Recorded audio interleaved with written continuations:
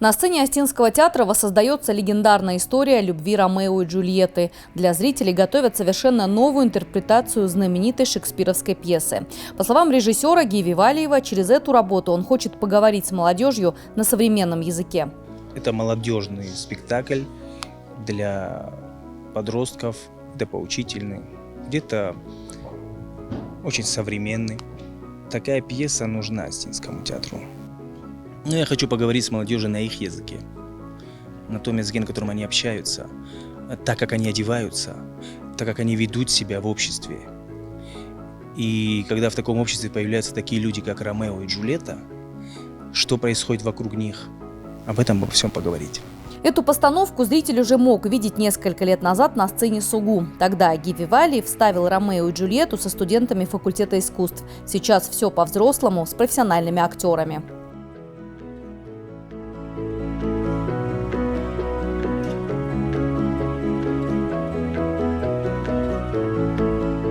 В этой пьесе есть один код, который заложил Шекспир. Это все люди здесь молодые. Что говорит мама Джульетты? Сколько Джульетте лет? Говорит, 14, да, а родила тебя я даже раньше.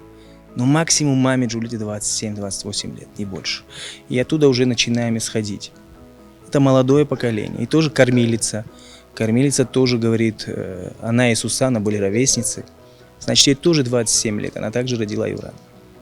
Молодой состав, но молодой состав туда вошли выпускники факультета искусств. Это Тамерлан Гуцаев, Амина Акацева, Фатима Хосонова. Все остальные это актеры Остинского театра. Это Заур Тукаев, Миша Туаев, Джанаев, Эльбрус, Сугаев, Казик. Большую работу проделала главная героиня спектакля. Роль Джульетты исполняет Амина Акацева. Ради этого она начала учить остинский язык. Но на самом деле изначально я вообще читала просто там даже, не знаю, там даже не было слогов, там было что-то, что вообще, что это за язык. Мне нравится ломать себя как актрису, то есть это же нужно преодолеть, а может быть, когда я преодолею и остинский язык, может потом английский преодолеется, а может и попробую в какой-нибудь сериале там сняться или еще что-нибудь, ну, что не бывает вообще в жизни. Я же говорю, не знаю, просто судьба привела меня сюда. В познании родной речи помогают актеры театра Алан Албегов и Жанна Габуева.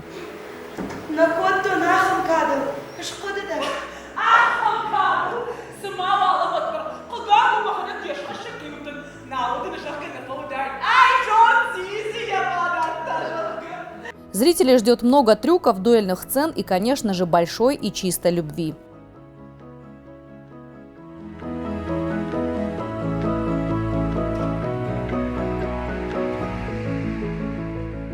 Когда мне Гиви сказал, что ты будешь в роли священника, в роли отца, я побоялся, если честно. Сначала я думал, как это, что один из виновников того, что произошло. Но он, конечно же, не хотел этого. Конечно же, он не хотел этого. Но вот режиссер меня спрашивает, а после всего этого, что с ним происходило, как ты думаешь? Я до сих пор ответа не могу найти. После такого человек просто с ума сойдет. С ума сойдет. Ну, в конце у нас приблизительно это понятно будет. Каким зритель увидит, казалось бы, привычного Шекспира, мы узнаем совсем скоро. Премьера назначена на 14 февраля. Елена Черенкова, Савелий Зангеев, Осетия Ньюс.